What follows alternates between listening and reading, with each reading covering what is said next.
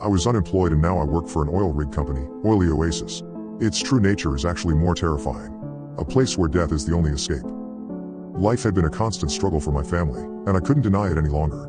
Unemployed for 3 long years, I watched my wife, Brenda, shoulder the burden of being the sole breadwinner. She toiled as an accountant for a megacorporation, putting food on the table, providing a roof over our heads, and ensuring our 3 kids had comfortable beds to sleep in. I spent more time with the kids than with Brenda, and I knew it bothered her. She'd nag me about finding a better paying job, getting new skills, or even going back to school. The truth was, I'd never finished high school, and studying was never my strong suit. I preferred working day-to-day jobs, despite the minimal pay. Months passed by, and the guilt of not contributing enough gnawed at me.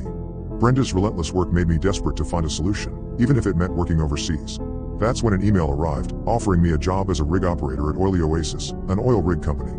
The annual salary of $600,000 was tempting, especially considering my lack of experience. I accepted the offer without hesitation and found myself in an interview with Dylan, the employment manager. He seemed like a nice guy, questioning me about my potential in the oil rig environment. Dylan's inquiries took a strange turn when he asked about dealing with sea anomalies. I shrugged it off, answering truthfully to the best of my abilities. In Dylan's eyes, my responses weren't satisfactory, but the company was desperate, and he reluctantly welcomed me aboard. I was overjoyed and hugged him, only to feel a slight pushback. Dylan reminded me to check my email for job preparation details and mentioned I should start next week. Returning home, I shared the news with Brenda, who was thrilled. We decided to celebrate with a fancy dinner at a local restaurant, a rare treat for us.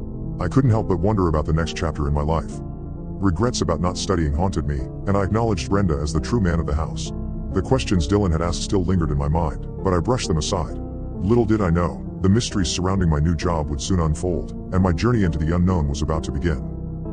6 days after the interview, I found myself meticulously packing equipment, clothing, and essentials, trying to wrap my head around the videos the company had sent about the oil rig. The safety measures, the workarounds, and what to expect. My head throbbed from information overload. The email instructed that I'd be transported to the oil rig via helicopter, adding an extra layer of nervousness to my already jittery state. Driving away from my family, I looked back to see them waving goodbye. A pang of sadness hit me, but I shook it off, reminding myself that this was for them. Arriving at the warehouse facility, the eerie emptiness made me feel like I was in the wrong place. I waited alone until a blunt force struck my head, and everything went dark. When I woke up, I found myself in a dimly lit room with 2 bunk beds. A man named Ryan, towering at 7 feet with a deep voice, wearing a black exo-like suit, introduced himself as my trainer. Bewildered and still dizzy, I asked what was going on. Ryan's stern response warned me not to ask questions during training. As we walked through dark corridors, Ryan dropped the bombshell: my perpetual work on the oil rig, a life where I'd never see my family again. Shocked and horrified, I remained silent. Ryan revealed the company's dark secret, the extraction of oil from enormous sea creatures known as the dark sea serpents. Thinking it was a joke, I laughed nervously, but Ryan's stoic expression shattered my disbelief. He led me to an underwater facility where I witnessed the monstrous serpent, 80 feet in length, being drained of its oil by a team of workers. Fear trembled through me as Ryan explained that these serpents contained 80% more oil than their own blood.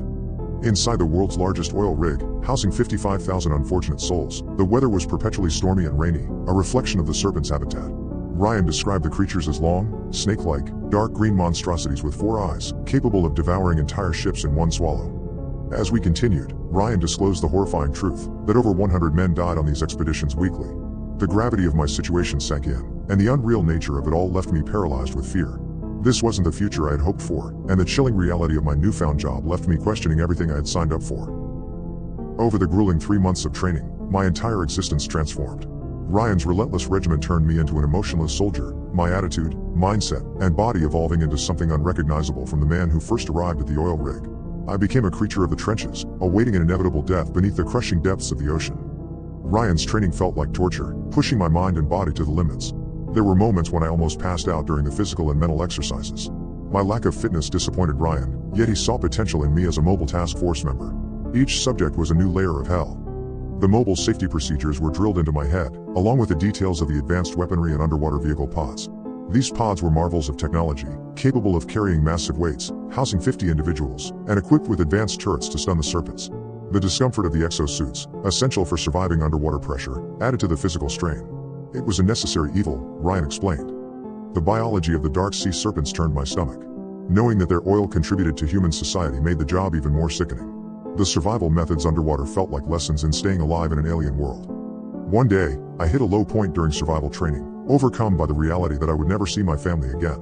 I sank into depression, the weight of my new existence almost unbearable. The only thread connecting me to sanity was a family photo I kept hidden, a secret talisman in the abyss. Combat training, despite being intense, became a point of accomplishment. After 2 months, I managed to beat Ryan, a feat that boosted my confidence, even if only slightly. I had my own thoughts and complaints about each aspect of the training, but voicing them to Ryan seemed futile. As I explored the oil rig, a place where men's souls died, I discovered a purgatory-like existence. The stormy weather and the ceaseless sounds of the sea contributed to the eerie ambience. Yet, amidst the desolation, I found solace in the camaraderie of others who, like me, had been tricked into this grim job. Ryan believed I was ready for my first expedition, but doubts lingered in my mind. I tried convincing him to continue training, but he remained unyielding. If you die, you die. That's it, Bailey. The reality set in, and I accepted my fate, to plunge into the dark depths of the ocean, a soldier in a war against colossal sea creatures, with no hope of returning to the world I once knew.